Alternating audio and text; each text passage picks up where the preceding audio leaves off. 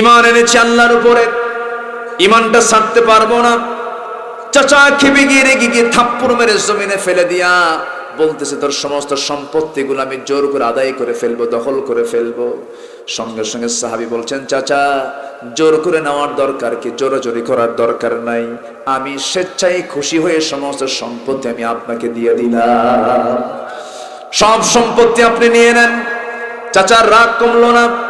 এক পর্যায়ে চাচা খেপে গিয়ে রেগে গিয়ে জামার কলারে টান মেরে, এত জোরে টান মেরে ফেলেছে, জামাটা ছিঁড়ে ফেলে তাকে বিবস্ত্র করে ফেলেছে।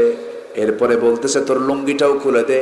লুঙ্গিটাও খুলে নিয়েছে, একদম সম্পূর্ণ উলঙ্গ করে ঘর থেকে যখন বের করে দিয়েছে, সেই সাহাবী কোনো মতো মার কাছে চলে গেলেন। দরজায় নক করে বলছেন, মা দরজা খুলবা কিন্তু আমার দিকে তাকাবা না, ঈমান এনেছি আজকে আমার লুঙ্গি পর্যন্ত আমার আত্মীয়স্বজন খুলে নিয়েছে। দেখো তো ঘরের মধ্যে কিছু চাদর পাওয়া যায় নাকি, একটা চাদর দিয়ে অন্তত আমার সতরটা ঢাকা দরকার। ছোট্ট একটা চাদর দেওয়া হলো, কোনো মতো তার সতরটা ঢাকলেন। সতর ঢেকে মাকে লক্ষ্য করে বলছেন, মা দিন যখন গ্রহণ করেছি আমার কোনো দুঃখ নাই, চললাম নবীর দরবারে, ইসলাম থেকে আমি এক চুল পরিমাণ নড়বো না। সাহাবী রওনা দিলেন। বর্ণনায় এসেছে, যে সময় তিনি রওনা দেন প্রচন্ড ঠান্ডার ভিতরে, গায়ে কোনো কাপড় চোপড় নাই, প্রচন্ড শীতের ভিতরে তিনি রওনা দিয়েছেন। পায়ে হেঁটে হেঁটে মদিনা শরীফ পর্যন্ত চলে গেলেন। আমার নবীর দরজায়, হুজরাখানার দরজায় গিয়ে নক করতেছেন।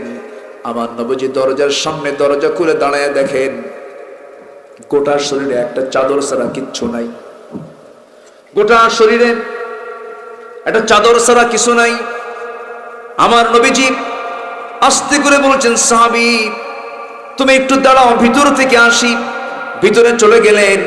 ভিতর থেকে তিনি করলেন কি, দুটা নিজের পরনের নিজের গায়ের সুন্দর দুটা জুব্বা হাতের মধ্যে নিলেন।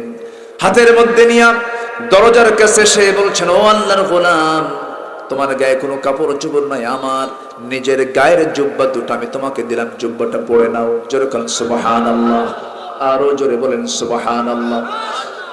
আমার নবীজির গায়ের জুব্বা মোবারক তার হাতে দেওয়া হলো। আমার নবীজি এবার বললেন, ও আল্লাহর গোলাম কি হয়েছে বলো। তিনি বলতেছেন, ইয়া রাসূলুল্লাহি, আমি দিন গ্রহণ করেছি, ঈমান এনেছি, ঈমান আনাটাকে অপরাধ মনে করে আমার চাচা আমাকে বাড়ি থেকে বের করে দিয়েছে, আমার শরীর থেকে লুঙ্গিটা পর্যন্ত খুলে নিয়েছে। আমার কোনো দুঃখ নয়, আমি দিন গ্রহণ করেছি, আমি চরম আনন্দিত।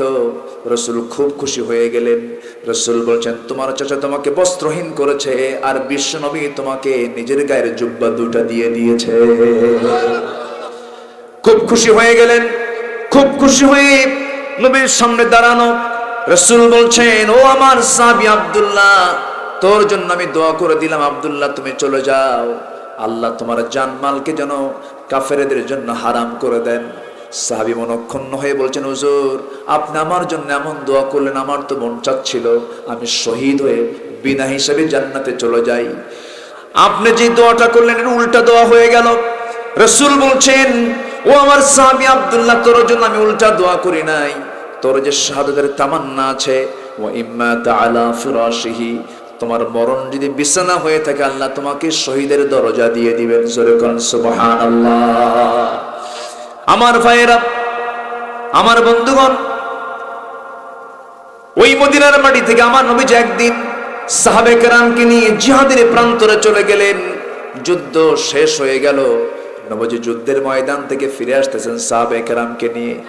যখন ফিরে আসতেছিলেন হঠাৎ করে নবীর কানে সংবাদ গেল, হুজুর ওই যে আপনার প্রিয় সাহাবী আব্দুল্লাহ প্রচন্ড অসুস্থ, প্রচন্ড জ্বর উঠেছে তার গায়ে। আমার নবীজি বললেন, সাহাবীরা আমার আব্দুল্লাহ কি যথোপযুক্ত তোমরা যত্ন নাও, তার সেবা করো, আমার সে খুব প্রিয় সাহাবী, দিন গ্রহণ করতে তার বড় কষ্ট হয়েছে। সঙ্গে সঙ্গে সেবার পরিমাণ বাড়ায় দিলেন সাহাবে কেরাম, কিন্তু কোনো কাজ হলো না। মাত্র 3টা দিন পর নবীর কানে সংবাদ আসলো, হুজুর আপনার সেই প্রিয় সাহাবী আব্দুল্লাহর দুনিয়াতে নাই। আমার নবীজির চোখে পানি চলে এলো। নবীজি কাঁদতে কাঁদতে এসে বলছেন, আমার আব্দুল্লাহর লাশটা কোথায়, দেখায় দাও। লাশটা দেখলেন, সুন্দর করে আদর করে দিলেন, আর বলেন, সাহাবীরা শোনো, আমরা আব্দুল্লাহর গোসলের সম্পূর্ণ আয়োজন করে ফেলো, তাকে কাফনের কাপড়টা পরায় দাও। জানাজার দায়িত্ব আমি কাউকে দেব না, আমি রাসূল নিজে তার জানাজার দায়িত্ব গ্রহণ করে নিলাম, আমি নিজে তার জানাজা পড়ায় দেব। এই কথা বলার পরে সাহাবে কেরাম জানাজার প্রস্তুতি নিয়ে ফেললেন, প্রিপারেশন নিয়ে ফেললেন। জানাজা শুরু হয়ে যাবে, নবীজি সবার সামনে দাঁড়ালেন, জানাজা সম্পূর্ণ করলেন। জানাজা সম্পূর্ণ করার পর বলছেন, সাহাবীরা আমার আব্দুল্লাহর জন্য কবরটা কোথায় খনন করেছ? আমার আব্দুল্লাহর লাশটা কোথায় রাখবি? কবরস্থান কোথায় বানিয়েছ বলো? হুজুর ওই যদি পাহাড়ের চিপায় ওখানে মাটি খনন করে আমরা কবরটা বানায় ফেলছি। রাসূল বলছেন, সাহাবীরা রে, আমাকে তোমরা সবাই মিলে আমার প্রিয় স্বামী আব্দুল্লাহর কবরের কাছে নিয়ে যাও। আজকে আমি আব্দুল্লাহর লাশটা কাউকে দিয়ে নামাবো না, আমি রাসূল নিজে তার লাশটা নিজের হাতে ধরে নামায় দেব। আমার নবীজি নিজে কবরস্থানে চলে গেলেন, কবরের মাটিতে নামলেন। কবরের মাটিতে নেমে আমার নবীজি আস্তে করে বলছেন, আমার আবু বকর কোথায়? আমার ডানে আসো। আমার ওমর কোথায়? বামে আসো। আমার নবীজি হাতটা আগায় দিলেন, চোখে তার পানি টলমল করছে। বলছেন, সাহাবীরা আমার প্রিয় সাহাবী আব্দুল্লাহর লাশটা আমার হাতে তুলে দাও। নবীজি পিঠটা ধরলেন। সাইয়েদনা আবু বকর কে বললেন, আমার আবু বকর মাথাটা ধরো, ওমর তুমি তার পাটা ধরো। নবীজি আস্তে করে কবরের শোয়া দিয়া নবীজি কাদা কাদা কণ্ঠে বুকের উপরে হাত রেখে বলছেন, আরশের মালিক আল্লাহ, এই আব্দুল্লাহর দিন গ্রহণ করতে নিয়ে দুনিয়া তার বিক্রি করতে হয়েছে। সব দুনিয়ার সমস্ত কিছু মাইনাস করে সেই ইমানটাকে যত্নের সঙ্গে গ্রহণ করে নিয়েছে। আব্দুল্লাহ আজকে দুনিয়া থেকে বিদায় নিল। এই মুহূর্ত পর্যন্ত আমি বিশ্বনবী আব্দুল্লাহর উপরে রাজি আছে, সন্তুষ্ট আছে। তুমি আব্দুল্লাহর প্রতি রাজি সন্তুষ্ট হয়ে যাও। আমার নবীজি এই দোয়াটা যখন করে দিলেন, পাশে একজন সাহাবী ছিলেন, সাদ ইবনে আবি ওয়াক্কাস রাদিয়াল্লাহু তাআলা আনহু, অনেক দামি সাহাবী। এই সাহাবী বুক থাবড়ায় থাবড়ায় বলতেছে, হায় রে আমার পোড়া কপাল, আজকে আমি জীবিত সাদ ইবনে আবি ওয়াক্কাস না হয়ে যদি ওই কবরবাসে যদি হতাম, আমার এই জীবনের চাইতে ওই জীবনটাই আমার বেশি ধন্য হয়ে যেত। জোরে কোন সুবহানাল্লাহ। কোরআনকে প্রশ্ন করেন, কোরআন বলো তো রমজান মাসটা কিসের মাস? রমজান কিসের জন্য এত দাম? কোরআন বলে দিচ্ছে, শাহরু রমাদানাল্লাযী উনজিলা ফীহিল কুরআন হুদাল লিন্নাসি ওয়া বায়িনাতিন মিনাল হুদা ওয়াল ফুরকান। রমজান মাস হলো আল্লাযী, যাতে উনজিলা ফীহিল কুরআন, কোরআনটাকে নাজিল করা হয়েছে। আর এই কোরআন হলো সত্য মিথ্যার পার্থক্য সৃষ্টিকারী একমাত্র কিতাব। জোরে বলে সুবহানাল্লাহ। কোনটা সত্য আর কোনটা মিথ্যা এটাকে বোঝার জন্য একমাত্র সুস্পষ্ট কিতাব বান্দার জন্য আল্লাহ দিয়েছেন। কোন কিতাব বলেন তো? কোরআন। তাহলে রমজান মাসে আমাদের আপনাদের আমার আপনার যে ইবাদতগুলো অন্য মাসের চাইতে এই মাসে ইবাদতের সওয়াব কম হয় না বেশি হয়? বেশি হয়, দ্বিগুণ দ্বিগুণ ডাবল ডাবল হয়ে যায়। কেন? এর কারণটা কি? আমরা মক্কায় যাই, কেন যাই? সেখানে কাবা আছে, জিয়ারা করতে হয়। সাফা মারওয়া আছে, সাই করতে হয়। মিনার প্রান্তর আছে, কোরবানি করতে হয়। জামারা আছে, সেখানে শয়তানকে লক্ষ্য করে পাথর মারতে হয়। এই জন্য তো মক্কায় যাই আমরা, তাই না? যদি এগুলো না থাকতো আমরা কি মক্কায় যেতাম? আমাদের কোনো জরুরত ছিল না। মদিনায় যাই কেন বলেন? মদিনায় যাই এই জন্য আমার নবীজির মাকবারা, সেখানে কবরটা আছে। আমার নবীজির কবরের উপরে লেখা আছে মাকবারাতুন নবী সাল্লাল্লাহু আলাইহি ওয়াসাল্লাম। কিন্তু আমার দেশে বিশেষ কোনো লোক মারা গেলে তখন কি কবর হয় না মাজার হয়? আসতে কয় কবর হয় না মাজার হয়? আমার নবীর কবর না মাজার?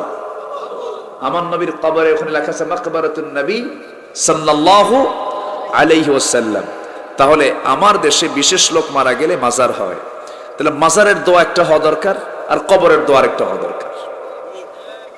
কিন্তু আমার নবীজি যে সালামটা দিতে বলেছেন কবরবাসীকে লক্ষ্য করে, সেখানে কি আসছে? আসসালামু আলাইকুম ইয়া আহলাল মাজার। কি আসছে? কবর আসছে না? কবর আসছে। আমি তর্কে বিতর্কে যাই না, ওই চাই না যে মানে মুখোমুখি করে মানুষের হাসির পাত্র হয়ে যায়। তবে একটা কথা মাথায় রাখবেন, যেটা ইনডোরে কথা বলা দরকার সেটা আউটডোরে না বলাই ভালো। দেখেন না কি কাদা ছড়াছড়ি হয়, এখন তো অনলাইনের যুগ, কে কারে কি বলে কোনো হিসাব নাই। তবে আমরা যেটাই করি, একটা গুনাহ আমরা কখনো করব না। আল্লাহ তাআলা বান্দাকে বলছেন, বান্দা আল্লাহ তুশরিক বি শাইআন, তুই আমার কাছে শিরিক মুক্ত হয়ে আয়। তোর গুনাহ যদি আনানাস সামা, আকাশ ছেয়ে যায়, তোর গুনাহ যদি জমিন বিস্তৃত হয়ে যায়, কোনো প্রবলেম নেই, সব মাফ করে তোকে জান্নাত দেব। কিন্তু সমস্যাই হলো আমাদের শিরিক। সমস্যা কি বলেন? শিরিক। আর ঈমান খেয়ে ফেলে কোন অপকর্ম বলেন? শিরিক। ঈমান হচ্ছে, শিরিক হলো ঈমানের ক্যান্সার। শিরিক ঈমানের কি? ক্যান্সার। মানুষের যদি ক্যান্সার হয় বাঁচে না, জীবন শেষ। তেমনি ঈমানের অস্তিত্ব বিলীন করে দেয় হলো শিরক। অনেক কথা আছে, আস্তে আস্তে করে আজকে শোনাবো। আমাকে সময় দেবেন তো? জোরে বলি ইনশাআল্লাহ। থানার নাম কি? রূপসা, কিন্তু মনে হচ্ছে বাগেরহাট। মানে কেমন যেন মনে হলো আমার কাছে। ঢুকলাম বাগেরহাট দিয়া, এই যে লক্ষ্মপুর বাগেরহাট না, তাহলে আবার ঢুকলাম রূপসায়। আবার কেমনে যেন কোন দিক দিয়ে আসলাম। যাই হোক, সমস্যা নাই। খুলনার মধ্যেই তো বাগেরহাট, বাগেরহাটের মধ্যে তার খুলনা, তাই না? যেটাই হোক, সম্মানিত ভাই, আমি আলোচনার সূচনায় যেখান থেকে তেলাওয়াত করেছি, আল্লাহ তাআলা এখানে নিজের সার্টিফিকেট দিতে চেয়েছেন বান্দাকে। আমার দফতর থেকে আমি তোমাকে সার্টিফিকেট দিয়ে দেব, আর সেই সার্টিফিকেট তুমি যদি পেয়ে যাও, তোমার জান্নাত হবে ফার্স্ট ক্লাস জান্নাত। জোরে বলে সুবহানাল্লাহ। তাহলে আমাদের মূল লক্ষ্য হতে হবে কার থেকে সার্টিফিকেট নেওয়া? আল্লাহ যদি কাউকে বলেন এ সত্যবাদী, পৃথিবীর সকল মানুষ মিথ্যাবাদী বলে লাভ আছে?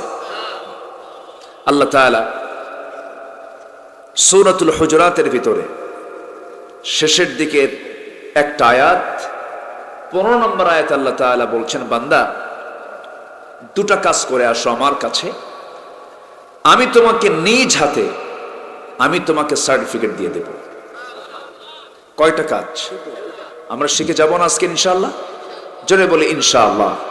তার আগে আরেকটা আহ্বান, সেটা হলো, আমি যদি এখানে প্রশ্ন করি, যতগুলো ভাই বসে আছেন সবাই কি কোরআন সহি করে পড়তে পারেন? আমি হাত তুলতে বলবো না, আমি হাত তুলতে বলবো না, শুধু প্রশ্ন করব যে এই যে আমরা কোরআন পড়া শিখতে পারলাম না, জীবনের অনেকে 60 বছর পার করেছেন, 50টি বসন্ত পার করেছেন, 30টা রমজান পার করেছেন, কারো 40টা রমজান পার হয়ে গেছে। এই যে বিশাল সময় যে চলে গেল, এতগুলো সময় পাড়ি দেওয়ার পরেও আমরা কোরআনটা শিখতে পারলাম না। এটা আমার সফলতা না ব্যর্থতা? শুধু কি ব্যর্থতা বলেন তো? চরম ব্যর্থতা। হ্যাঁ, চরম ব্যর্থতা। কারণ যে কোরআনটা সহি করে না পড়লে নামাজি হয় না। কি হয় না বলেন? নামাজি হয় না। তাহলে নামাজ যদি না হয়, নিরাপদ না বিপদ? নিরাপদ না বিপদ? বিপদ। তাহলে আমরা কেমন সিদ্ধান্ত নিতে পারি কোন মাস যেন কোরআনের মাস? বলেন, আবার বলেন। তাহলে রমজান মাসে আমরা সিদ্ধান্ত নেব কোরআন বোঝা না। কোরআন তো এক মাসে বোঝা যাবে না। আগে কোরআনটা আমরা শিখব, কোরআন পড়বো, শিখবো। এখানে অনেক আলেম উলামা আছেন, সবার মেধা একরকম না। আব্দুল গাফফার ভাই, তাই না? লাগবে না। সবার মেধা কিন্তু একরকম না। এমন হাফেজ আছে যে একদিনে 7 থেকে 8 পৃষ্ঠা সবক দেয়, আছে না? আছে। আবার 1 পৃষ্ঠাও হয় না অনেকের। সবার মেধা শক্তি একরকম নয়। কিন্তু আমি যতটুকু জরিপ করে দেখেছি, যদি কোনো বান্দা কোরআনটাকে সহি করে শিখতে চায়, বড় জোর এই 29টা হরফ, 17টা মাখরাজ, মানে উচ্চারণ করার জায়গা, 17টা মাখরাজ, 29টা হরফ, এইটুকু শিখতে তেলাওয়াতের জন্য যেটা দরকার, বড় জোর সে যদি চেষ্টা চালায় 7 দিনে সে মোটামুটি একটা ধারণা সে পেয়ে যাবে। জোরে বলি সুবহানাল্লাহ, বলি আলহামদুলিল্লাহ। তাহলে যে কোরআন সহি করে শিখতে বড় জোর স্টার্ট করা যাবে 7 থেকে 10 দিনে, সেই কোরআন যদি না শিখে মারা যায়, মনে হয় আমরা ছাড় পেয়ে যাব নাকি? এরকম কি মনে হয় আপনাদের কাছে? কোনো ছাড় নাই। আমি একটু ভয়ঙ্কর কথা বলবো, মন খারাপ করা যাবে না। যে কিতাব নিয়ে আজকে আমরা বসেছি, এই কিতাবটা এতটাই আমার আপনার জন্য সহায়ক হয়ে যাবে। একদিন এই কোরআন আমার আপনার জন্য সুপারিশ করবে। এই কোরআন আমাকে সুপারিশ করে জান্নাতের দরজায় পৌঁছায় দেবে। আল কুরআনু ওয়াস-সিয়ামু ইউশাফিআনি লিল আবদি, কোরআন এবং সিয়াম এই দুটো জিনিস বান্দাকে সুপারিশ করবে সেই দিন। কিন্তু কোরআন তো এমন একটা কিতাবের নাম, যে কোনো একটা পক্ষ সে নেবে, হুজ্জাতুল্লাহ ওয়া আলাইক। কোরআন আমার পক্ষে যাবে অথবা বিপক্ষে যাবে। যদি আমরা পক্ষে নিতে চাই, কোরআনের জন্য কাজ করতে হবে, কোরআনটাকে শিখতে হবে, জানতে হবে, বুঝতে হবে। জীবনের 60টা বছর পার হয়ে গেল, বড় চাচা বয়স্ক মানুষ, যদি বলি চাচা এত বছর বয়স হয়ে গেছে কোরআনটা পড়েন, কিন্তু চাচা বলে বাবা মুখে আসে না, পড়তেই পারি না। কিন্তু চাচাকে যখন বলি চাচা আপনার যে লক্ষ্মপুরের মোড়ে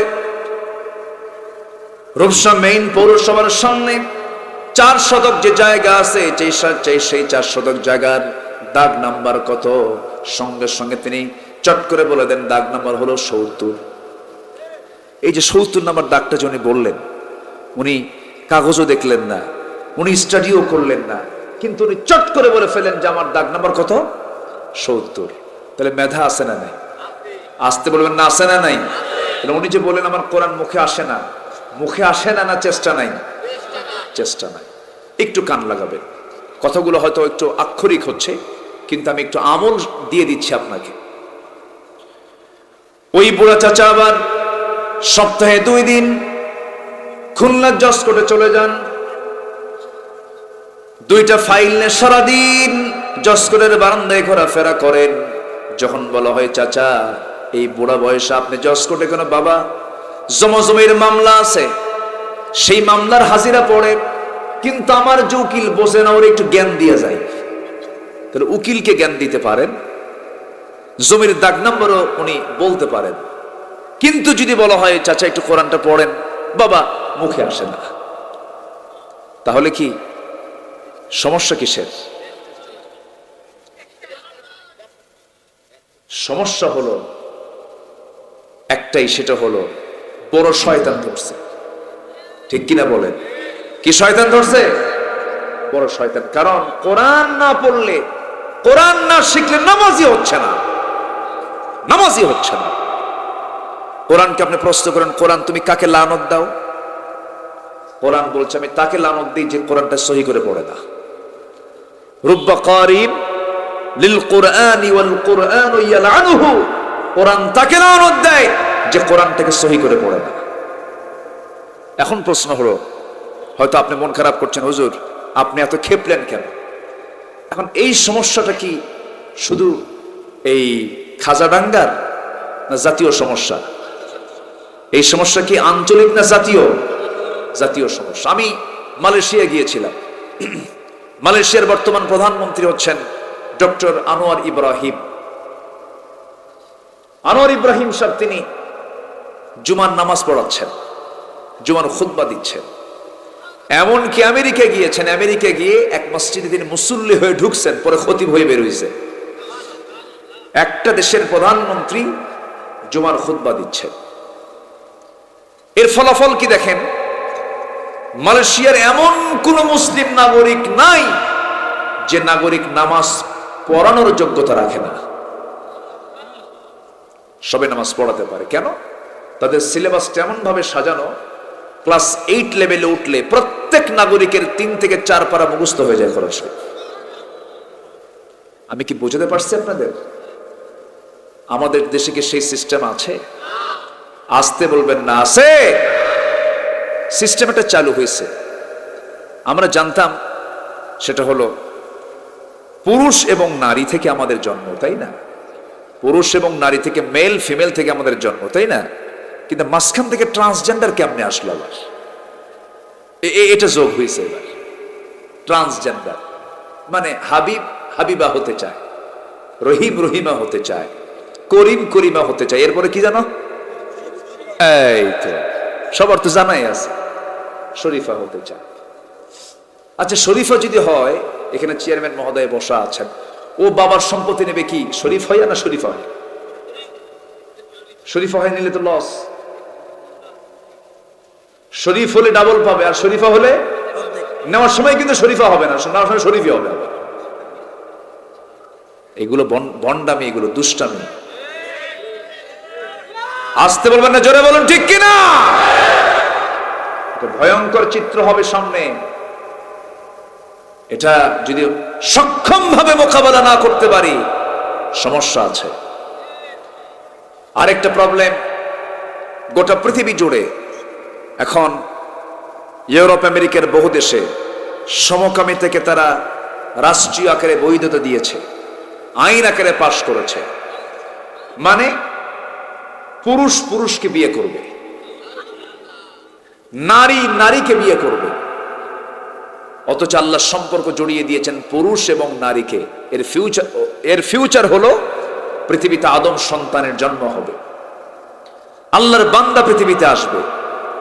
কিন্তু এই যে বিকৃত যৌনাচার আজ থেকে 5000 বছর আগে করেছিল কওমে লূত, অর্থাৎ বর্তমান প্রেজেন্ট ওয়ার্ল্ডের জর্দান নামক দেশের ডেড সি এলাকা, ফি আদনাল আরদি, কোরআনে কারীমের ভিতরে এসেছে সেই নিম্নাঞ্চল এলাকা। কেন নিম্নাঞ্চল হলো?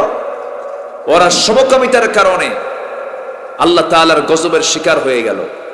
আল্লাহ তাআলা ওদেরকে আসমানে তুলে এমন এক ঠেকনা মারলেন, এক ঠেকনায় মাটিতে গেড়ে দিয়ে ভূমিকম্প দিয়ে শেষ করে দিয়েছিলেন। সম্মানিত ভাইয়েরা, এই সমকামিতা আজকে আমার দেশে প্রমোট করার জন্য চেষ্টা করা হচ্ছে, একটা পক্ষ লেগেছে।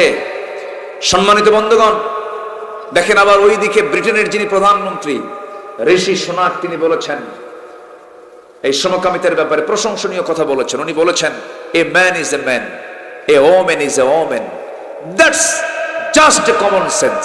একটা পুরুষ একটা পুরুষই, একটা নারী একটা নারী, এটা বোঝার জন্য বুদ্ধিজীবী হওয়া লাগে না, কমন সেন্স যথেষ্ট।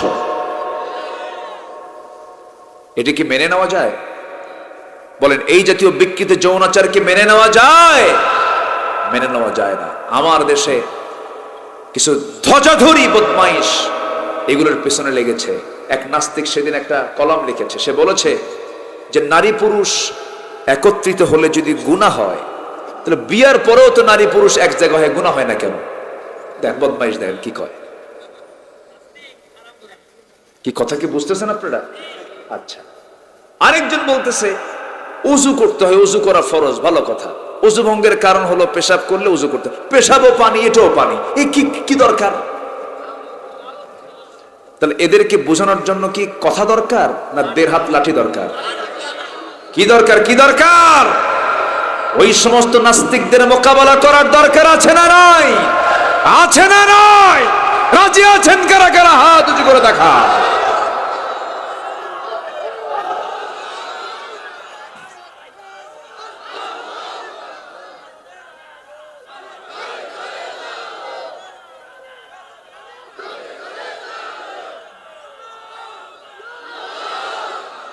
আল্লাহ তুমি সবার হাতকে কবুল করো, জোরে বলে আমিন, আরো জোরে আমিন। সম্মানিত ভাইয়েরা, ইমানকে সো মেরে নেওয়ার জন্য চতুর্দিকে শয়তানের এজেন্ট আছে না নাই? আসতে বলবেন না, আছে না নাই? শয়তান কি বাগেরহাট আসে না? রূপসাই কম আসে? হ্যাঁ, রূপসাই কি আসে না শয়তান? মানুষ আসে, মানুষ আছে যেখানে, শয়তান আছে সেখানে।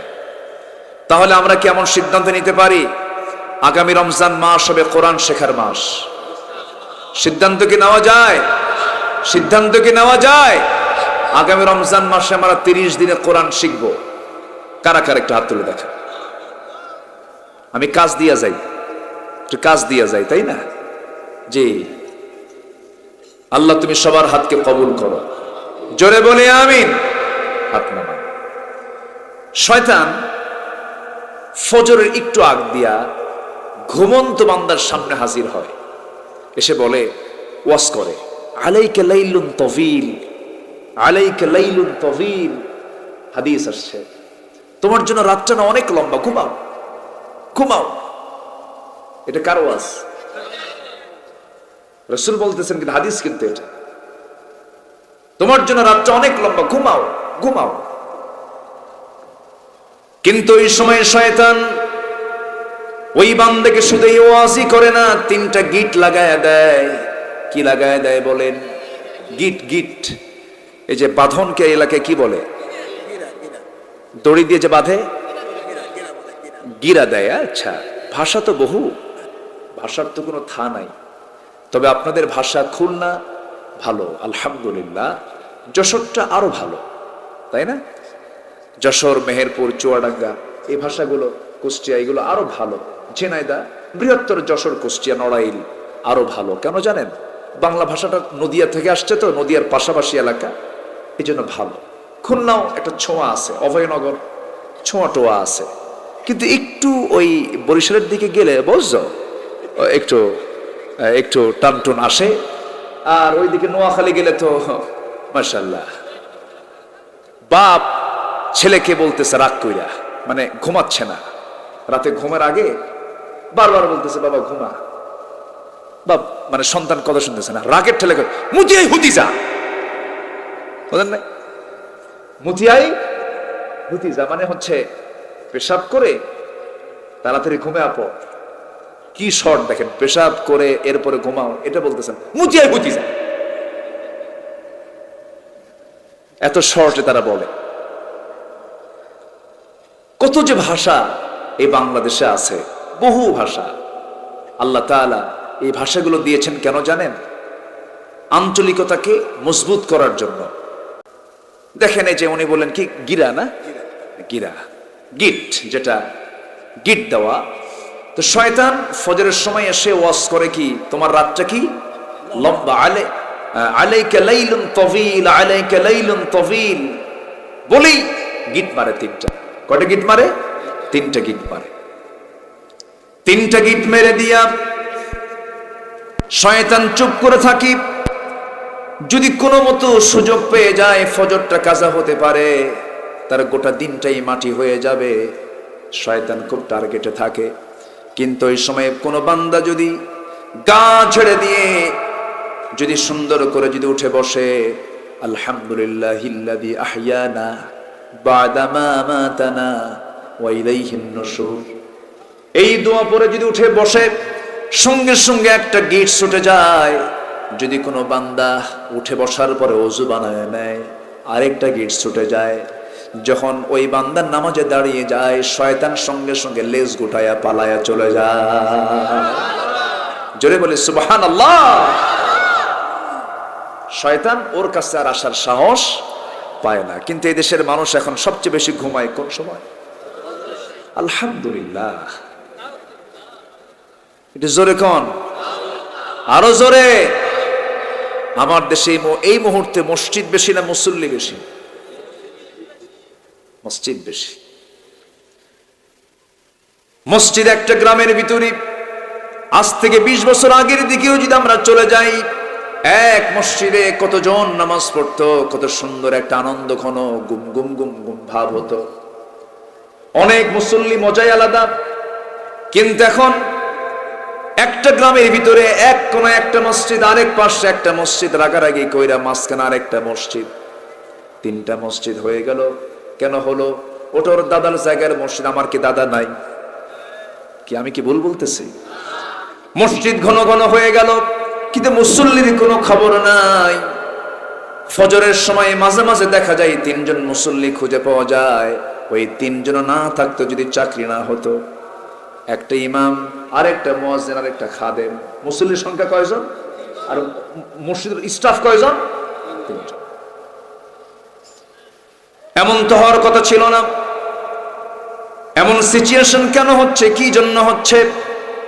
সব সংস্কৃতিকে আমরা যদি আমরা ভুলে গিয়ে যদি ইসলামকে গ্রহণ করি, ইসলামকে লালন করি, এত রাত ব্যাপী মানুষ যে জেগে থাকি, ঘুমটা না পেরে ফজরের আগ দিয়ে ঘুমিয়ে পড়ে, অনেকগুলো কারণ আছে।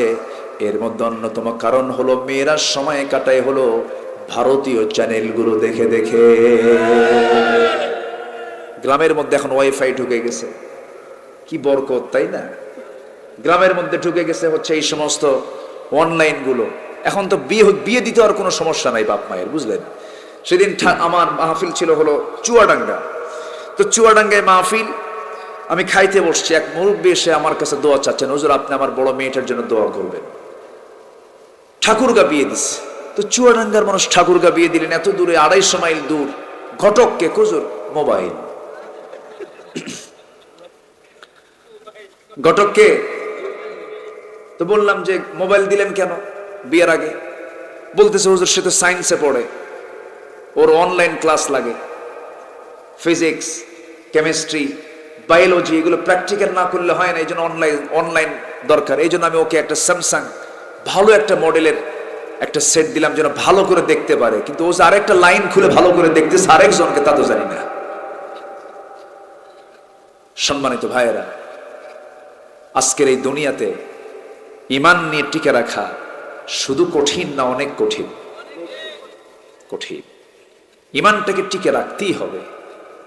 ঈমান আনা যায়, কিন্তু ঈমানটাকে ধরে রাখা কিন্তু সহজ নয়। ঈমানটাকে ধরে রাখতে হবে, ঈমানটা নষ্ট করা যাবে না।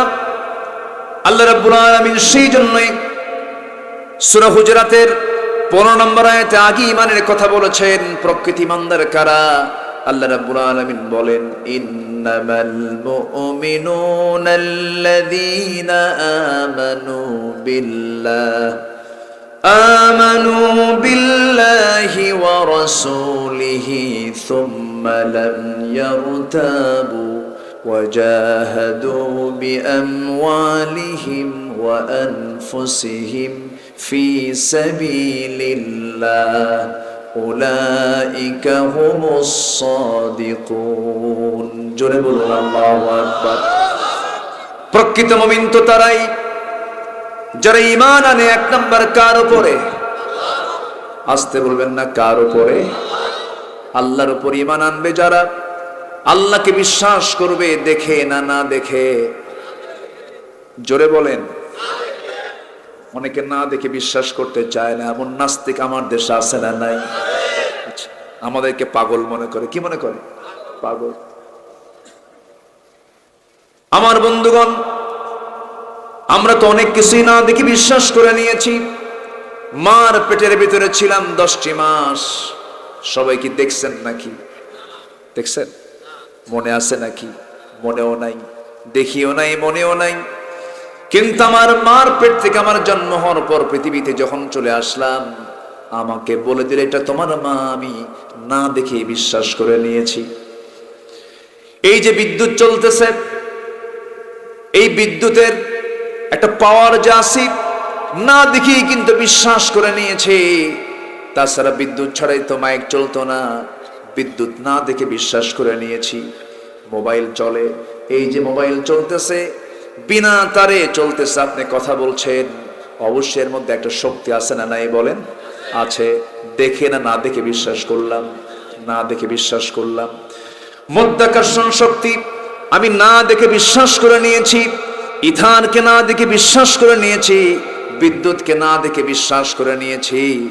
মার পেটে 10 মাস ছিলাম, না দেখে বিশ্বাস করে নিয়েছি। তেমনি আল্লাহ বলছেন, বান্দারে আমার সৃষ্টি কিছু আছে দেখা যায় না, আমাকেও দুনিয়াতে দেখা যাবে না বান্দা, তবে তৃপ্তি সহকারে তুই আমাকে দেখবি জান্নাতের ভিতরে। জোরে বলি সুবহানাল্লাহ, আরো জোরে বলি সুবহানাল্লাহ। আমি কি আলোচনা চালাবো? কেউ কি উঠে যাবে না? এ পর্যন্ত আমি দেখেছি একজন ভাই শুধু উঠেছেন, আমি আর দ্বিতীয় জন কাউকে আমি উঠতে দেব না। রাগ করলেন নাকি আপনারা? থাকতে হবে, থাকেন। কত সময় তো কত দিকে চলে যায়। আমি আজকে খুব লক্ষ্য করছি, আজকে আমি যে ভাইদেরকে দেখতে পাচ্ছি, যে শ্রোতা মণ্ডলীকে আমি দেখতে পাচ্ছি, খুব ভদ্র চিত আচরণ আপনাদের, আলহামদুলিল্লাহ। আমরা এটা কন্টিনিউ রাখবো মোনাজাত পর্যন্ত। কোন পর্যন্ত বলেন তো? মোনাজাত পর্যন্ত আমরা একসঙ্গে এখান থেকে দোয়ার মধ্য দিয়ে আমরা এখান থেকে বিদায় নেব। জোরে বলি ইনশাআল্লাহ। আমি কিন্তু আলোচনার একদম ভিতরে ঢুকে গেছি, খুব যে বেশি সময় নেব তা না, একটু গোছায় নেব। কিন্তু আমি দুটা কাজ কিন্তু আপনাদের দিয়েছি, সেটা হলো শয়তানের কয় গিট খুলবো, কোন সময় বলেন, কোন সময়। আর আরেকটা দায়িত্ব দিয়েছে, সেটা হলো রমজান মাসে কি শিখবো, কোরআন শিখবো। এই দুটো দায়িত্ব কিন্তু আমি দিলাম কিন্তু। আচ্ছা, মনে থাকবে, মনে থাকবে তো সবার? এখন ইমান, ইমানের ক্যান্সার আছে না নাই? আমি শুরুতে বলে দিয়েছি, ইমানের ক্যান্সারটা কি বলেন তো? শিরক। শিরকের কাজটা হচ্ছে সবচেয়ে বড় ভয়ঙ্কর। পিছনে কথা বলে কারা? ছাত্ররা? আব্বু তোমরা কথা বলো না, আমার দিকে তাকান। শিরকটা কি? শিরক এমন একটা গুনাহ, পিঁপড়া হাঁটার আওয়াজ কি শোনা যায়? শোনা যায় না। পিঁপড়া হাঁটার আওয়াজ যেমন শোনা যায় না, শিরক কখন হয় বান্দা নিজেও টের পায় না। এত সূক্ষ্ম জিনিস, যেরকম কি করে খাবো আমি, কি করে চলবো আমি, এটাও কি মানে, এটা কি বলেন? শিরক। এই ডাক্তার ছাড়া কি আমার বাঁচার উপায় ছিল? আসতে কয় আসে না, আসেন, এরকম বলে না, বলে না, বলে না। আমি গেছিলাম দিকে তুই বাঁচছিস, নচেত তুই শেষ। আছে না নাই?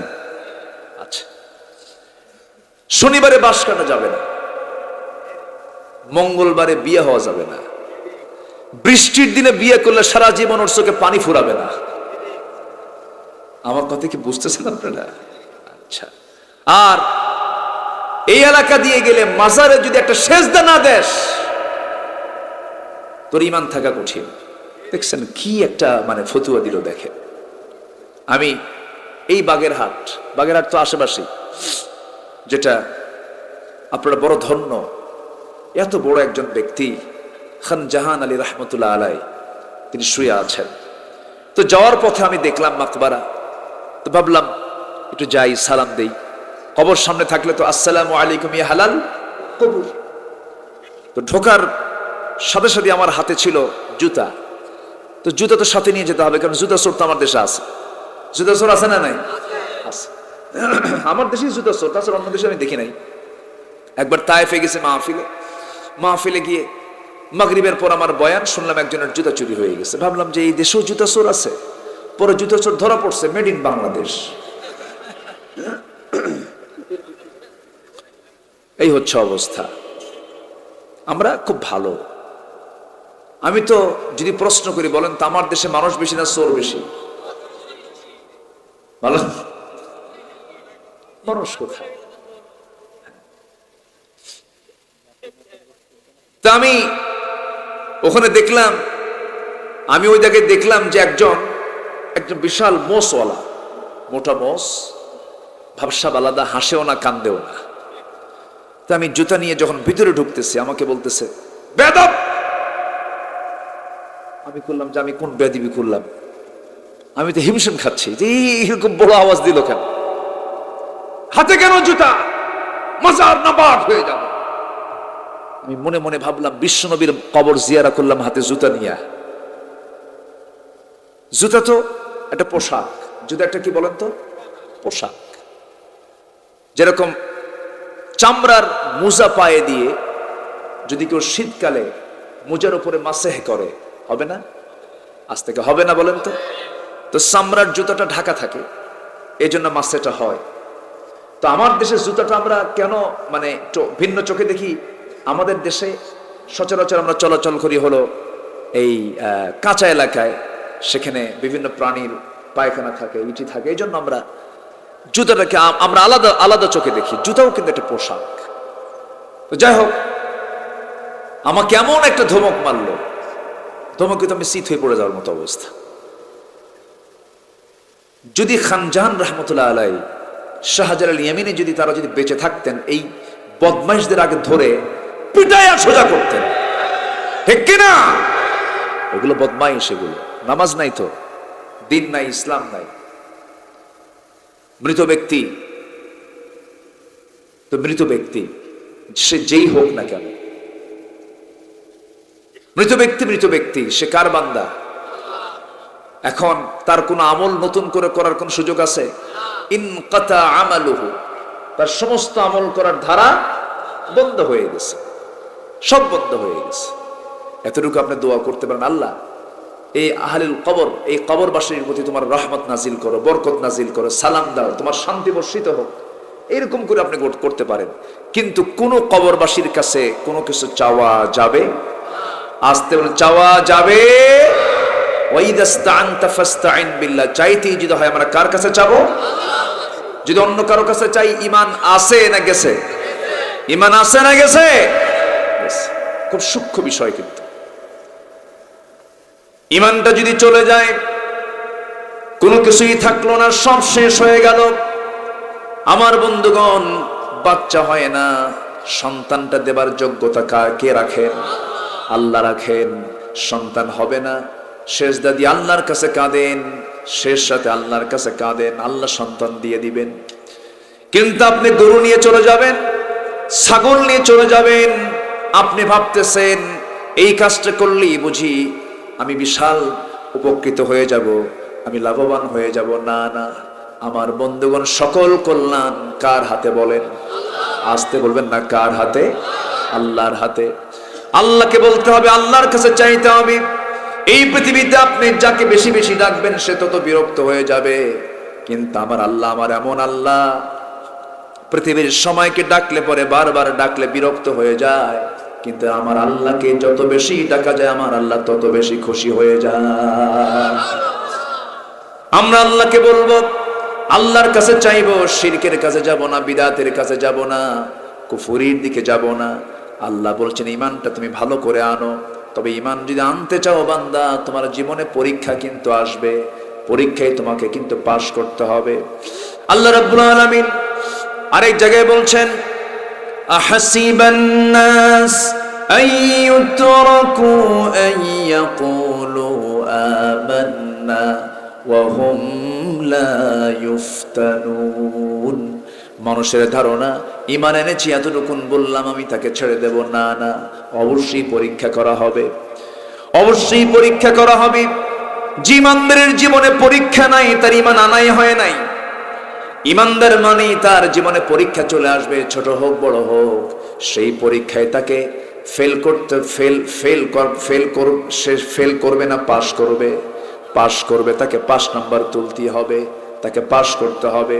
আল্লাহ রাব্বুল আলামিন সুন্দর করে বান্দাকে বোঝাচ্ছেন আরেক জায়গায়, ওয়ালানাবলুওয়ান্নাকুম বিশাইইম মিনাল খাউফি ওয়াল জু'i ওয়া নাকসিম মিনাল আমওয়ালি ওয়াল আনফুসি ওয়াস সামারাত ওয়া বাশশিরিস সাবিরিন। জোরে বলুন আল্লাহু আকবার। অবশ্য আমি তোমাদেরকে পরীক্ষা করব, ক্ষুধার দ্বারা, ভয়ের দ্বারা, সম্পদের ক্ষয়ক্ষতির দ্বারা। একজন সাহাবীর কথা এই মুহূর্তে আমার মনে হয়ে গেল, কি তাদের ঈমান ছিল মজবুত ঈমান। ঈমান আনতে নিয়ে দুনিয়া বিক্রি করে দিয়েছেন, কিন্তু তারা ঈমানটা বিক্রি করেন নাই। কিন্তু দুঃখজনক, আমার দেশে এমন ঈমানদার আছে 10 টাকা দিয়ে ফেলেও ঈমান বেচে খায়। আছে না নাই? ঈমান বেচে খায়। একজন সাহাবী, তার বাড়ি হলো মক্কা এবং মদিনার ঠিক মাঝখানে, এমন একটা জায়গায় ছিল তার বাড়ি। তার বাবা দুনিয়া থেকে বিদায় নিয়েছেন ছোট্টবেলায়, লোকটা বেচা, সেই সাহাবী এতিম ছিলেন। চাচার কাছে মানুষ হয়েছেন, চাচা তাকে বড় করেছে। যখন তিনি জ্ঞানবান হয়ে গেলেন, বুদ্ধি যখন তার ভিতরে চলে আসলো, জ্ঞান বুদ্ধি যখন চলে এসেছে, আপনি বললে কি আমার শোনা যাবে? তা শোনা যাবে না। ওয়াজ কি আমার করি, আমার বাপের করি, না আল্লাহর ওয়াজ করি? আল্লাহর কথা, আল্লাহর ওয়াজ। আল্লাহ তাআলা নিজে ওয়াজ করছেন। আল্লাহ ব্যবসাকে হালাল করেছেন, সুদকে কি করেছেন? হারাম করেছেন। আল্লাহ নিজে আহাল্লাল্লাহুল বাইআ ওয়া হাররামার রিবা, আল্লাহ নিজে ওয়াজ করতেছেন। মদ হারাম। এই খুলনা ডিভিশনে চুয়াডাঙ্গার দর্শনায় কেরুয়ান কম মদ বানায়। সে মদ বিক্রি করে বিগত কয়েক বছরে বেশ কয়েক কোটি টাকা লাভও হয়েছে, আলহামদুলিল্লাহ। নাউজুবিল্লাহ বললি কি আমরা নাজাত পেয়ে যাচ্ছি? নাজাত পেয়ে যাচ্ছি? আচ্ছা, আমার দেশে মদ ব্যবসায়ী নাই? আসতে বলে, মদ ব্যবসায়ী আছে না নাই? আমার দেশে মদ বেশি বিক্রি হয় না দুধ বেশি বিক্রি হয়?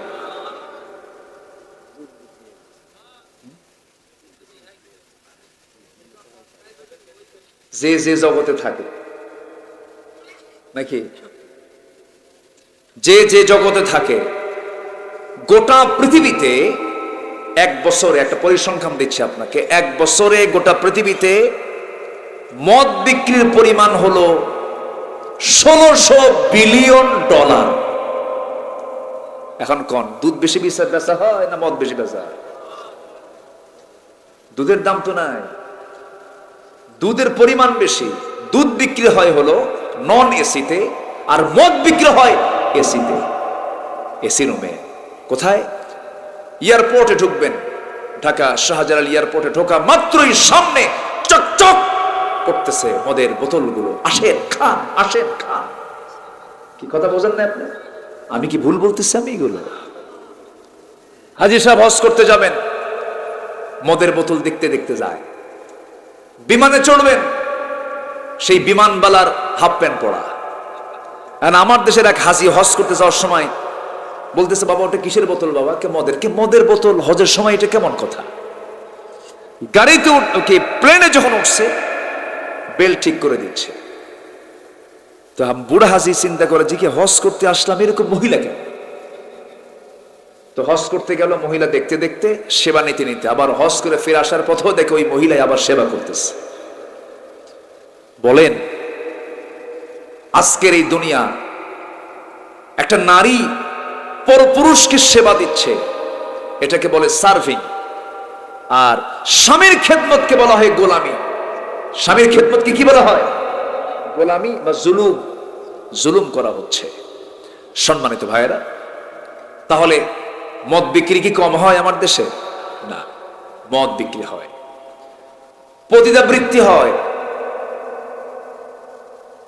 গোটা পৃথিবীতে বছরে পতিতার পিছনে যে বিজনেস হয় প্রায় 400 বিলিয়ন ডলার। মদ, জুয়া, পতিতা, ক্যাসিনো, এরপরে অবৈধ বিজনেস, এই সমস্ত সবগুলোকে এক জায়গায় করলে দেখা যায় 2685 বিলিয়ন ডলার শুধু এই অন্যায় যেগুলো হারাম বিজনেস, এগুলোতে ইনভেস্ট হয়, কেনা বেচা হয়। সম্মানিত ভাইয়েরা, যারা মদের কারবার করে, যারা জুয়ার কারবার করে, যারা সুদের কারবার করে, তারা কি চাবে কখনো জমিন আল্লাহর দিন কায়েম হোক? আস্তে কায়েম হোক, ওরা কি চাবে? আপনি কি চান না? আওয়াজ কিন্তু খুব কম হয়ে গেল। আপনি কি চান না? আপনি চান, ওরা চায় না। তাহলে মাঝখানে কি বেঁচে যাওয়ার সম্ভাবনা? আসতে বলে, যদি আপনার চাচা সুদখোর হয়, বেঁধে যাবে, বেঁধে যেতে হবে তো। আবু লাহাব কে নবীর? বলেন কে কে বলেন? বেঁধে যায় নাই? বেঁধে গেছে কিনা? বেঁধে গেছে। সম্মানিত ভাইয়েরা, সম্মানিত বন্ধুগণ, আজকে মদের বোতল, জেনার লাইসেন্স, সুদের কারবার সব রমরমা চলছে। আবার রমজান মাস যখন আসে, ওই মদের ব্যবসায়ী, সুদের কারবারি, ও সবার আগে টিকিট কাটে ওমরার। সবার আগে টিকিট কিন্তু ও কাটছে। টিকিট কেটে হুজুর একটা ভাড়া করে নেয়।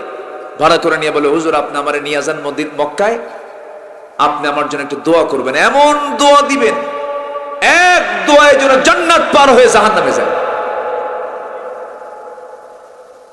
চলে গেছে মক্কায় ওমরা করার জন্য। সব কেমন? ও তো শুনছে যে কাবার ভিতরে বাইতুল হারামে নামাজ পড়লে পরে অন্যান্য মসজিদের চাইতে 1 লক্ষ গুণ সব বেশি পাওয়া যায়। তাহলে 1 লক্ষ গুণ সব যদি প্রতি ওয়াক্তে পাওয়া যায়, সারা বছর নামাজ পড়ার কি দরকার? 1 মাস এমন ভাবে পড়বো নামাজ, বাকি 11 মাস যেন আর নামাজের ধারে ধরে আসা লাগে না। বাস ওখানে তারাবি নামাজ, কিয়ামুল লাইল নামাজ, শবে কদর, তারাবি, ইতিকাফ সব কিছু শেষ কইরা হুজুর কিনে দেশে ফিরা ঈদের দিন রাতের বেলা 3 বোতল মদ খেয়ে শীত হয়ে পড়ে আছে কিনা বলেন? এরকম হিসাব করা লোক আছে না নাই? আছে না নাই? আছে না নাই? এটা কি জান্নাত পাওয়া যাবে? এরকম হিসাব করে কি জান্নাত পাওয়া যাবে? পাওয়া যাবে না। একটা লাইন আমি আপনাকে শোনাচ্ছি, মনোযোগ দিয়ে শুনবেন। এই পৃথিবীতে যে বান্দা হারামকে না বলবে, হালালকে হ্যাঁ বলবে, যে বান্দা বলবে আমি হারাম খাবো না, হারামের ধার ধারবো না, হালাল জীবন গ্রহণ করব, আল্লাহ ওই বান্দার জন্য জাহান্নামকে হারাম করে দিয়ে জান্নাত তার জন্য ওয়াজিব করে দিবে। এই জন্য হারামকে আমরা ছেড়ে দেব। এক সাহাবী নবীর সামনে দাঁড়িয়ে বলছেন, ইয়া রাসূলুল্লাহ, আমি বেশি আমল করতে পারবো না, কি আমল করবা বলো? সাহাবী বললেন, ইযা সাল্লাইতুল মাকতুবাত ওয়া সুমতু রমাদান ওয়া হালালতুল হালাল ওয়া হারামতুল হারাম ওয়া লাম আযিদ আলা যালিকা শাইআন। ইয়া রাসূলুল্লাহ, আমি যদি 5 ওয়াক্ত নামাজ পড়ি, রমজান মাসে রোজা রাখি, আর হালালকে হালাল জেনে হালাল জীবন গ্রহণ করি, হারামকে হারাম জেনে হারামকে বর্জন করি, এই 4টা কাজ যদি আমি করি, আমি কি জান্নাত পাবো নাকি? ওয়ালা মাজিদ আলা যালিকা শাইআন, আমি 4টার বেশি করতে পারবো না। রাসূল সঙ্গে সঙ্গে বলে দিলেন, এই সাহাবী নিশ্চিত জান্নাতি। জোরে কোন সুবহানাল্লাহ। হারামকে আগে বর্জন করতে হবে, হালালকে গ্রহণ করতে হবে, ঈমানটা মজবুতের সঙ্গে আনতে হবে, বিশ্বাস থাকতে হবে কার উপরে বলেন? আল্লাহর উপরে। নামাজ পড়বো আমরা কয় ওয়াক্ত বলেন? আসতে বলবেন না, কয় ওয়াক্ত নামাজ? একা পড়বো না জামাতে পড়বো? সবাই কি নামাজ পড়তে রাজি আছেন নাকি? জোরে বলি ইয়া আল্লাহ, আরো জোরে ইয়া আল্লাহ। আমাদেরকে 5 ওয়াক্ত সালাত আদায় করার তৌফিক তুমি আল্লাহ দিয়ে দাও। জোরে বলি আমিন, আরো জোরে আমিন। তাহলে প্রথম আমি আপনাকে আমি প্রথম যে পরামর্শ আপনাকে দিয়েছি, আমার ক্ষুদ্র পরামর্শ হলো, রমজান মাস কি শিখে নেব? কি শিখে নেব? ফজরের সময় কয় গিট খুলবো? আচ্ছা, আর এখন সিদ্ধান্ত নিলাম জীবনে আর নামাজ ছেড়ে দেব, হারাম কাজের দিকে যাওয়া যাবে না। সুদ, এটা কত ভয়ঙ্কর যে অপরাধ! অনেকে সুদকে কোনো দোষী মনে করেন না, কোনো গুনাহ মনে করেন না। আছে না নাই? আসতে বলবেন না, আছে না নাই? সুদের সর্বনিম্ন গুনাহ হলো নিজের মার সঙ্গে জেনা করা। আমি এর চাইতে আর জটিলতা কি জটিল করে বলবো? আর আল্লাহ তুমি এই বিপদ থেকে, এই অবৈধ নোংরামি থেকে জাতীয়ভাবে এই দেশকে হেফাজত করো। জোরে বলি আল্লাহুম্মা আমিন। সম্মানিত ভাইরা, ঈমান আনবো কার উপরে? আমাকে খাওয়ান কে? আমাকে পড়ান কে? আমাকে দেখেন কে? আমাকে শোনেন কে? তিনি কি শুধু আমাকে দেখেন না সবাইকে দেখেন? শুধু মানুষকে দেখেন না, অন্য প্রাণীকুলকেও দেখেন। এই যে সুন্দরবনে কত প্রাণী আছে, সেই প্রাণীগুলো কি না খেয়ে থাকে? সমস্ত প্রাণীর রিস্কের দায়িত্ব কার? আসতে বলবেন না কার? এই যে আমার সামনে যে ছোট্ট ছোট পোকা, এই যে লাইটের ধার দিয়ে যে ঘুরতেছে, এগুলোর মধ্যে হার্ট আছে না নাই? এই হার্টগুলো কে চালান? আসতে বলবেন না কে চালান? আল্লাহ চালান। এরপরে তাল গাছে একটা পাখি সুন্দর করে বাসা বাঁধে, বলেন তো কোন পাখি সেটা? বাবুই পাখি। বাবুই পাখি যে বাসাটা বানায়, ওর মধ্যে আল্লাহ তাআলা কি জ্ঞানটা দিয়েছেন, কি সুন্দর করে তার বাসাটা প্রস্তুত করে। পৃথিবীর কোন আর্কিটেক্ট ইঞ্জিনিয়ার ওইরকম হুবহু একটা বাসাকে বানাতে পারবে? সব ইঞ্জিনিয়ার যদি এক হয় তাও পারবে না। ওই বাসা প্রস্তুত করতে হলে কাকে লাগবে? বাবুই পাখি কি লাগবে? কি সুন্দর তার বাসা, এবং তার লাইফ স্টাইলটা কত উন্নত। আপনি এখান থেকে ঢাকা যাবেন, বিমানে চড়বেন, এখান থেকে চড়তে পারবেন? যেতে হবে কোথায়? যশোর। কোথায় যেতে হবে? যশোর। কাছাকাছি তো যশোর, আপনাকে যশোর যেতে হবে। যশোর এয়ারপোর্টে গিয়ে বিমানে চড়তে হবে। রামপাল হচ্ছে, এটা হবে, যখন হবে তখন উদাহরণ দেওয়া যাবে। এখন যেতে হবে কোথায়? যশোর যেতে হবে। এই যশোর পর্যন্ত যাবেন আপনি বাই রোডে, গাড়িতে যাবেন, বিভিন্ন চেষ্টা করে আপনাকে এয়ারপোর্টে যেতে হচ্ছে, কিন্তু বাবুই পাখি ও কি জীবনে গাড়িতে চড়ছে? ভ্যানে, হোন্ডায়, মাটিতে, নৌকা চড়ে না। ও চড়ে কোথায়? বিমানে।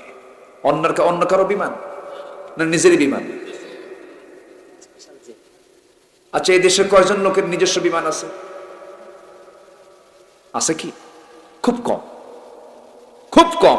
তাও নিজের বিমান থাকলেও হেঁটে যেতে হবে, বিমানে যেতে হবে, কত চিন্তা, ইমিগ্রেশন, কত কি। আর একটা বাবুই পাখির লাইফ স্টাইলটা কত উন্নত দেখেন। তার প্রয়োজন হলো শুধু ঘর থেকে বের হয়ে ল্যান্ডিংটা তার সামনে, শুধু মেশিন একটা সেট আপ দেবে, মোটর দানার মতো মানে ব্রেন আছে ওর, ওই জায়গায় শুধু একটা সেটিং দিয়ে দেবে, দুই পাখার দুই দিকে ছাড়াইয়া দেবে, বাস বললো যে আমি বের হয়ে গেলাম। সে উড়ন্ত হয়ে আল্লাহর জিকির করতে করতে, যেখানে খাবারগুলো আছে খাওয়া দাওয়া সম্পূর্ণ করে আল্লাহর জিকির করতে করতে আবার সে এসে একদম বাড়ির সামনে এসে ল্যান্ডিং করে ঘরের মধ্যে ঢুকে গিয়ে আরামে ঘুমালো। যেরকম সুবহানাল্লাহ। তাহলে জীবনযাত্রা কি বাবুই পাখির কি আমাদের চাইতে অনুন্নত না উন্নত? উন্নত। কে করেছেন? আসতে বলবেন না, কে করেছেন? আল্লাহ করেছেন। বাবুই পাখির কোন রিজিক না, টেনশন নাই। আমার বন্ধুগণ, আমার আপনার বাড়িতে পিঁপড়ার কাছে মিষ্টির খবর না আমার আপনার কাছে মিষ্টির খবর বলেন? কার কাছে বলেন? কার কাছে?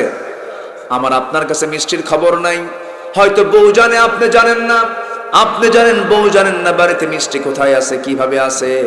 কিন্তু আল্লাহ তাআলা পিঁপড়ার নাকের মধ্যে এমন ঘ্রাণ দিয়েছেন, সে কোথায় মিষ্টি আছে সোজা সেই জায়গায় গিয়ে হাজির হয়ে যায়।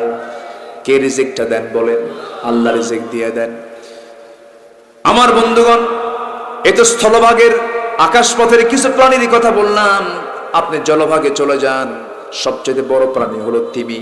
এই তিমির যে হাড়ের ওজন, সেদিন একটা জায়গায় রিসার্চ করতে নিয়ে দেখলাম তিমির হাড়ের ওজন হলো 600 কেজি। কয়শো কেজি বলেন? 600 কেজি শুধু হাড়ের ওজন। 600 কেজি হাড়ের ওজন। প্রতি মিনিটে 10 থেকে 12 বার স্পন্দিত হয়। আর হার্টের যে বিট, এটার যে সাউন্ড, এটা শোনা যায় 3 থেকে 4 মাইল দূর থেকে। আল্লাহু আকবার বলেন। তো হার্টের ওজন যদি হয় 600 কেজি, ওর গায়ের ওজন কত? আর ওর খাদ্য লাগে কত? প্রত্যেকদিন তিমি তার বাচ্চাকে দুধ খাওয়ায় হলো 50 থেকে 60 মণ। মনে হয় কম হয়ে গেছে। জোরে বলেন না ভাই সুবহানাল্লাহ। এই বিশাল প্রাণীদের খাদ্যের ম্যানেজমেন্টের দায়িত্ব সব কার? আসতে বলবেন না, কার? সে আল্লাহ বলছেন, বান্দা আমি শুধু তোকে চালাই না, গোটা পৃথিবীর সব কিছুকে আমি চালাই। তুই আমার প্রতি ভালো করে ঈমান টান, আমাকে তুই মহব্বত কর। শুধু আমাকে মহব্বত করলে হবে না, এখানে আরেকটা জোড়া লাগায় দিয়েছেন, সেটা হলো আমানু বিল্লাহি ওয়া রাসূলিহি। রাসূল কি বাদ এখানে? রাসূল আছে না নাই? আল্লাহ আছেন যেখানে, রাসূল আছেন সেখানে। একটু কান লাগান, মনোযোগ দিয়ে আমরা আর কিছুক্ষণ কথা শুনবো। দুটো পয়েন্ট বলি, আমি শেষের দিকে আস্তে আস্তে চলে যাব। এখানে আল্লাহ তাআলা ঈমানটা আনার ব্যাপারে আল্লাহর কথা নিজব তিনি বলেছেন, আমার প্রতি ঈমান আনো, নবীর প্রতি ঈমান আনো। আমাকে মানবে, নবীকে মানবে না, হবে না। নবীকে মানবে, আমাকে মানবে না, হবে না। দুজনকে মানতে হবে। তবে হ্যাঁ, রাসূলকে যে মানবো আমরা, রাসূলকে মানবো, আমার নবীর প্রতি যে ঈমান টানবো আমরা, সেই ঈমান টানলাম ঠিক। নবীর সুন্নাহকে যদি না মানি, আদর্শকে যদি না মানি, নবীর জীবন আদর্শকে যদি নিজের জীবন আদর্শ হিসেবে গ্রহণ না করি, এটাকে মানা হলো না। নবীর মোহাব্বত শুধু দরুদ শরীফের মধ্যে সীমাবদ্ধ রাখলে হবে না। দোলনা থেকে মৃত্যু পর্যন্ত প্রত্যেকটা জায়গায় রাসূলকে মেনে নেওয়াই হলো নবীর প্রতি ভালোবাসা। ঠিক কিনা বলেন? রাসূলকে অনেকে নামাজে মানতে চায়, রোজায় মানতে চায়, কিন্তু রাসূল যে রাষ্ট্র পরিচালনা করেছেন, দেশ পরিচালনা করেছেন, বিচারের দায়িত্ব পালন করেছেন, রাসূলকে সেই জায়গায় মানতে চায় না। যারা একদিকে মানতে চায়, আরেক দিকে মানতে চায় না, এরাই হলো পাক্কা মুনাফিক, ভণ্ড, প্রতারক। ঠিক কিনা? রাসূলকে মানবো আমরা এক জায়গায় না সব জায়গায়? এক জায়গায় না সব জায়গায়? সব জায়গায় মানতে হবে। নামাজে মানবেন, রাজনীতির মাঠে মানবেন না। নামাজে মানবেন, অর্থনীতির চাকা চালাবেন পুঁজিবাদের নিয়মে। নামাজে মানবেন, রাষ্ট্রনীতির চাকা চালাবেন মানুষের তৈরি করা বিধান দিয়া। আপনি ভণ্ড, আপনার নতুন করে ঈমান আনতে হবে। কষ্ট হচ্ছে, এটাই বাস্তব। রসুলকে ভালোবাসতে হবে, এক জায়গায় না সব জায়গায়, সব জায়গায়। সম্মানিত ভাইয়েরা, সাহাবে কেরামদের মর্যাদা, সাহাবে কেরামদের দাম আল্লাহ তাআলা এত দিলেন কেন? আমি যতটুকু ভাঙ্গা চোড়াই স্টাডি করেছি, এর এক নম্বর কারণ হলো রসুল যে প্রিয় ছিলেন সাহাবীদের কাছে, কিয়ামত পর্যন্ত এমন প্রিয়, রসুলকে প্রিয় ভাজন হিসেবে গ্রহণ করে নেওয়ার মতো এরকম অগ্রগামী সাহাবীদের মতো আর কেউ পৃথিবীতে আসবে না। সাহাবীরা রসুলকে সবচাইতে বেশি ভালোবেসেছেন, রসুলকে তারা জীবনের চাইতে বেশি ভালোবেসেছেন। এখানে যারা বসে আছেন, আমি যদি একটা প্রশ্ন করি, বুকে হাত দিয়ে একটু বাড়িতে গিয়ে ঘুমানোর আগ দিয়ে যদি প্রশ্ন করেন, আব্দুল আমিন, আব্দুল করিম, আব্দুল শহীদ, তুই বলতো, তুই সত্যি করে বলতো, তোর জীবনের চাইতে তুই কি রসুলকে বেশি ভালোবাসতে পেরেছিস? যদি আপনার মন যদি বলে ফেলে সত্যিই আমি আমার জীবনের চাইতে রসুলকে বেশি ভালোবাসতে পেরেছি, আপনার ঈমানটা পরিপূর্ণ হয়ে গেছে। আর যদি বলতে না পারে, না আমি আমার জীবনের চাইতে রসুলকে বেশি ভালোবাসতে পারিনি, ঈমানটাকে মজবুত করার দরকার আছে না নাই? আসতে বলবেন না, আছে না নাই? আমানু বিল্লাহি ওয়া রাসূলিহি, ঈমান ভালো করে আন আল্লাহর উপরে, নবীর উপরে। রসুলকে মোহাব্বত করার দরকার আছে না?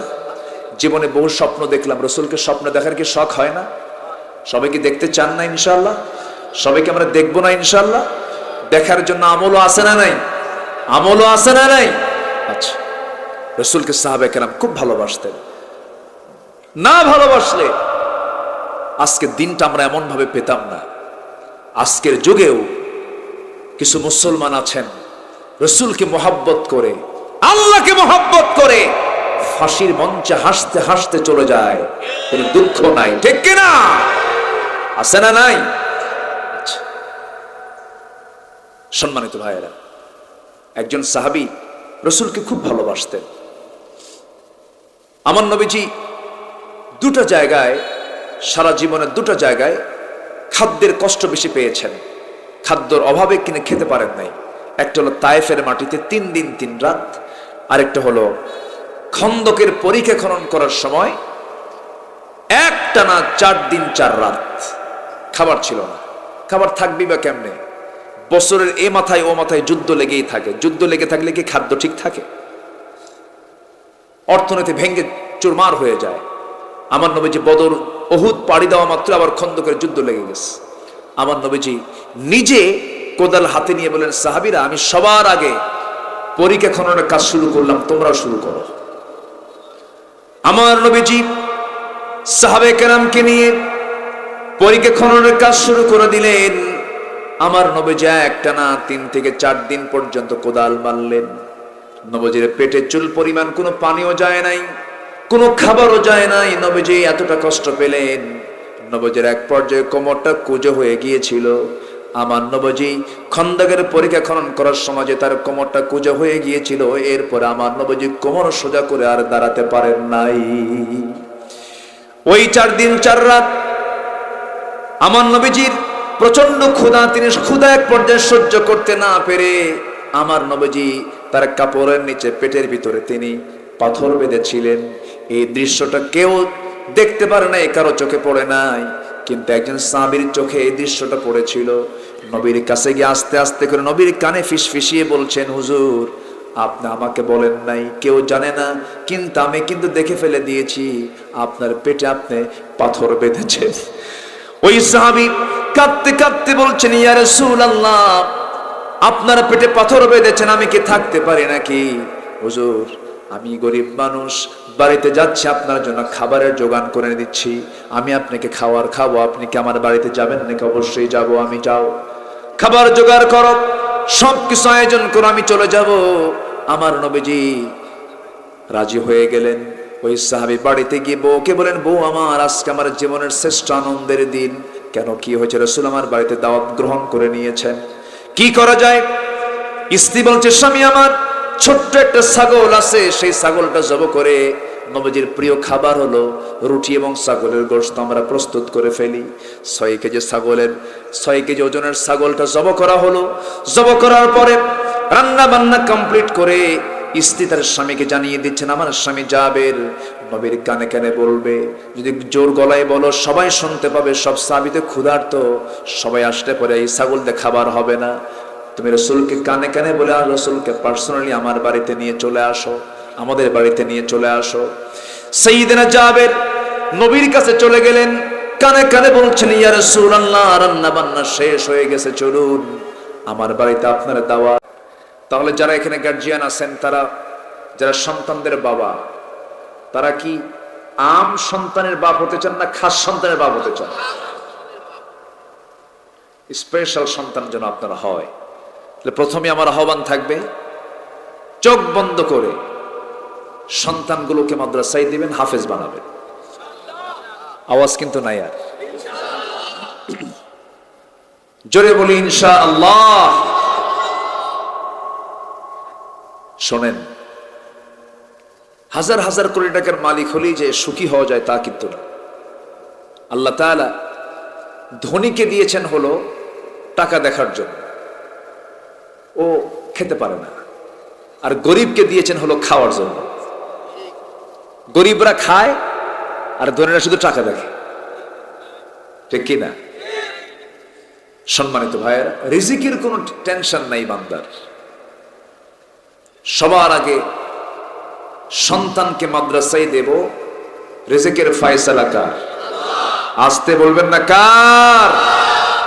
আল্লাহ সবাইকে চালান। কুন আলিমান আও মুতাআল্লিমান আও মুস্তামিআন আও মুহিব্বান ওয়ালা তাকুন খামসান ফাতুহলিক। আলেম হতে পারেন নাই, আলেমের বাপ হতে হবে, আলেমের মুহিব হতে হবে, প্রিয় হতে হবে, এর বাইরে যাওয়ার কোনো সুযোগ নাই।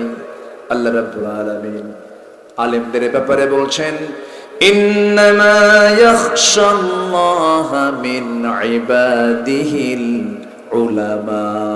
জোরে বলি আল্লাহু আকবার। বান্দার ভিতরে সেই বান্দাই সবচেয়ে বেশি ভয় করে আল্লাহকে, যারা হলো আলিম, যারা হলো জ্ঞানী। এজন্য অনেক এখানে মুরব্বীরা আসছেন, তাদেরকে আমি প্রথমেই এই আহ্বানটা জানাবো, সন্তানকে যা বানান আপত্তি নাই। সন্তান আপনার জজ হবে, ব্যারিস্টার হবে, এমপি হবে, মন্ত্রী হবে, সচিব হবে, মেজর হবে, কর্নেল হবে, সব হবে, প্রফেসর হবে, কিন্তু সবার আগে কোরআনটা আগে হাতে তুলে দেন, ওই সন্তান অন্তত কখনো চরিত্রহীন হবে না। জোরে বলি সুবহানাল্লাহ। আমরা সেই কালাম শুনতে এসেছি, আমরা বড় ভাগ্যবান, বলি আলহামদুলিল্লাহ।